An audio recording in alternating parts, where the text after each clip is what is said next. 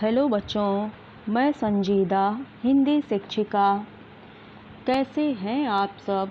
आशा करती हूँ आप सभी अच्छे होंगे और अपनी पढ़ाई लिखाई अच्छे से कर रहे होंगे। आज मैं आप सबके आवधिक मूल्यांकन अर्थात पीरियोडिक असेसमेंट प्रथम के हिंदी परीक्षा प्रश्न पत्र की व्याख्या कर रही हूँ, जिसमें आपको प्रश्न पत्र किस प्रकार हल करना है बता रही हूँ। अतः आप सभी पूरा प्रश्न पत्र अच्छे से समझकर ईमानदारी पूर्वक बिना नकल के करें। याद रखें, नकल करके अंक तो अर्जित किया जा सकता है, परंतु ज्ञान नहीं। इसलिए आप सब पूरी निष्ठा और ईमानदारी का परिचय देते हुए अपना प्रश्न पत्र हल करें। तो चलिए शुरू करते हैं। देखिए बच्चों, आज हम लोग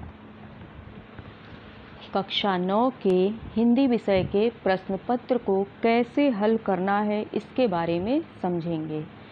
इसमें सबसे पहला प्रश्न दिया है खंड अ के अंतर्गत अपठित गद्यांश। अपठित का मतलब आप सभी जानते ही हैं कि जो पहले से न पढ़ा गया हो।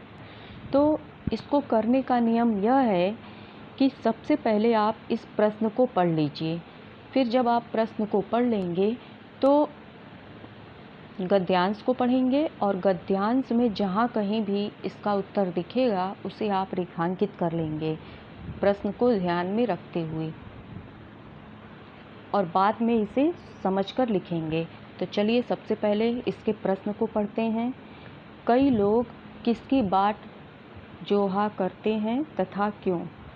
अक्सर न मिलने की शिकायत कैसे लोग करते हैं? प्रस्तुत गद्यांश में जीवन को क्या बताया गया है? अवसरों के सदुपयोग से हम क्या बन सकते हैं? बाट जोहना का अर्थ बताइए। लिंग बदलिए, विद्वान कवि। अब इस प्रश्न का उत्तर इसी गद्यांश में मिलेगा। इस गद्यांश को आप लोग ध्यानपूर्वक पढ़ें और इसके उत्तर को लिखें।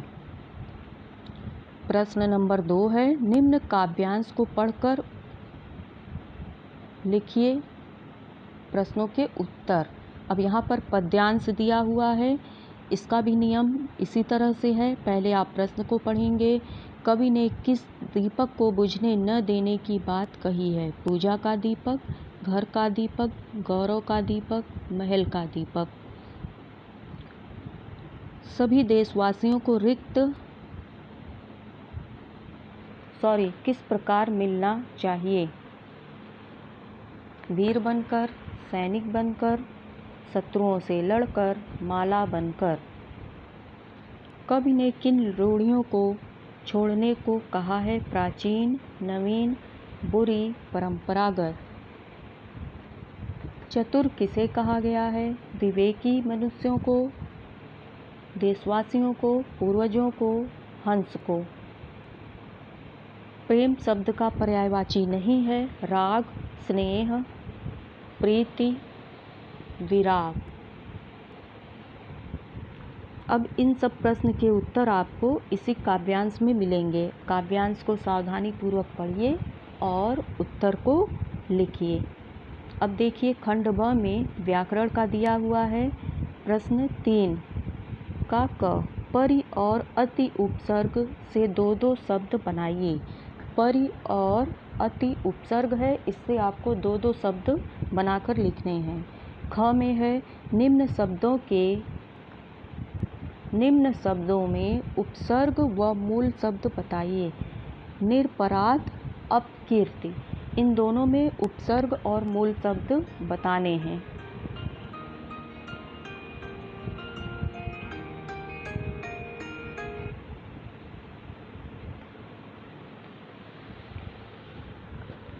जैसे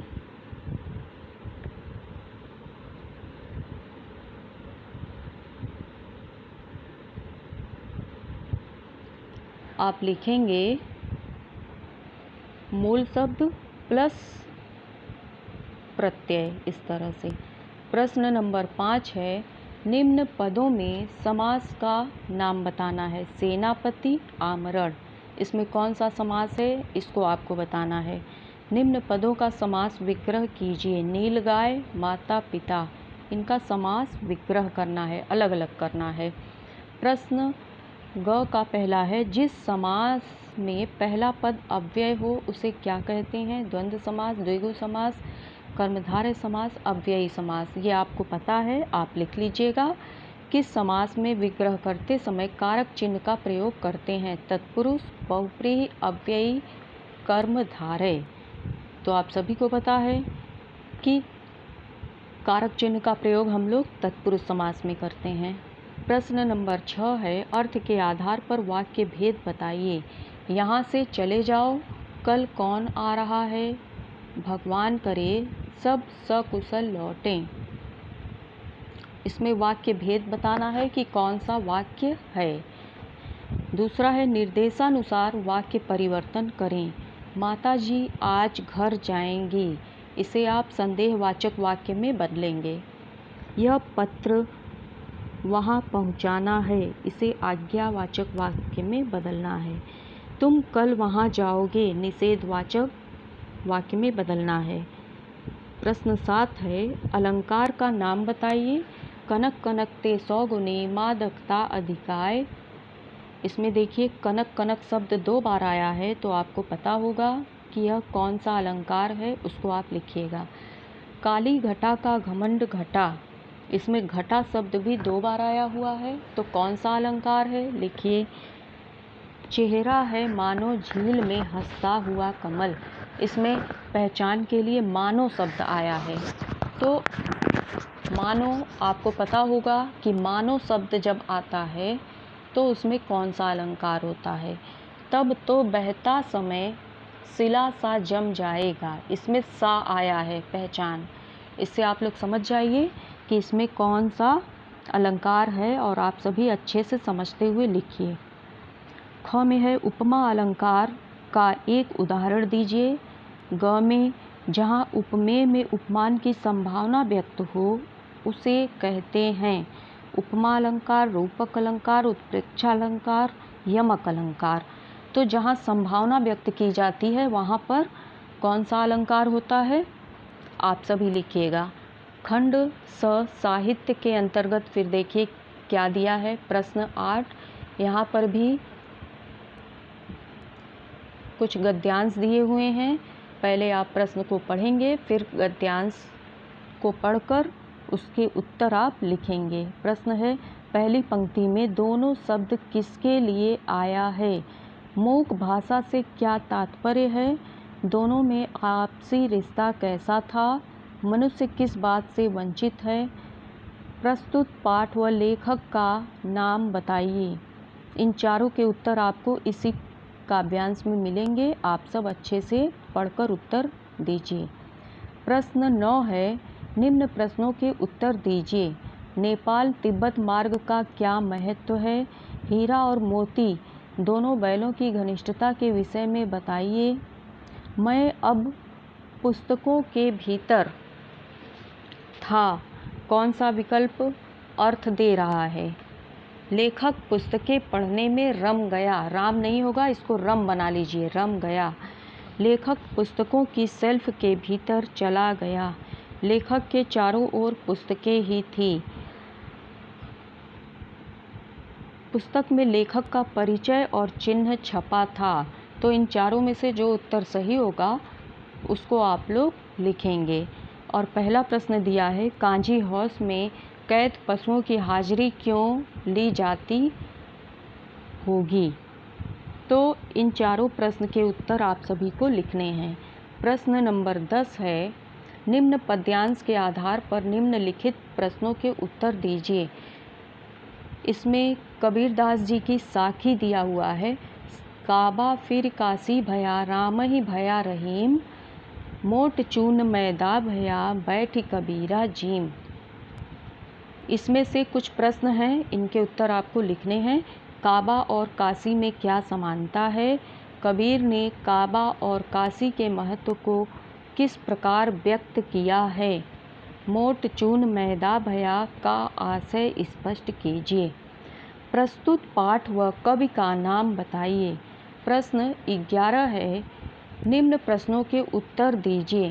पहला है, मनुष्य ईश्वर को कहाँ कहाँ ढूंढता फिरता है। कच्चे सकोरे से कवयित्री का क्या आशय है। कबीर ने ईश्वर भक्ति के विषय में किन धारणाओं का खंडन किया है। ज्ञानी से कवयित्री का क्या अभिप्राय है। और 12वां प्रश्न है, सच अकेलेपन का मजा ही कुछ और है, इस कथन के अनुसार लेखिका की बहन एवं लेखिका के व्यक्तित्व के बारे में वर्णन कीजिए। इसको आप लिखेंगे। और खंड द में प्रश्न नंबर 13 है। निम्न विषयों में से किसी एक पर लगभग 150 शब्दों में निबंध लिखिए। भारतीय पर्व, दूरदर्शन और उपयोगिता, 2 दिया है, दोनों में से किसी एक को करना है। और निबंध 150 पेज का मतलब जो कापी आप सब ले गए हैं उसमें 1 पेज भर कर लिखना है, तभी आपके 150 प्रश्न होंगे। प्रश्न 14 है। किसी दर्शनीय स्थान का वर्णन करते हुए अपने मित्र को पत्र लिखिए कि वह कुछ दिनों के लिए आपके पास आ जाए। 15वां है। व्यायाम एवं खेलकूद के महत्व पर शिक्षक और विद्यार्थियों के मध्य वार्तालाप का संवाद लेखन कीजिए। देखिए 14वां जो प्रश्न है इसमें अथवा करके दिया है। 2 पत्र दिए हैं अथवा करके, दोनों में से एक ही पत्र आपको लिखने हैं। और 15वें में तो व्यायाम और खेल कूद के महत्व के बारे में शिक्षक और विद्यार्थी के बीच क्या संवाद हो रहा है इसके बारे में आपको लिखना है। तो बच्चों, उम्मीद करती हूँ कि मेरे द्वारा बताया गया यह प्रश्न पत्र अच्छे से समझ में आ गया होगा। आप सब इसे ध्यानपूर्वक समझते हुए अपनी कॉपी में अच्छे से लिखिए। तो चलिए, हमारी शुभकामनाएं आप सभी के साथ हैं। Best of luck. धन्यवाद।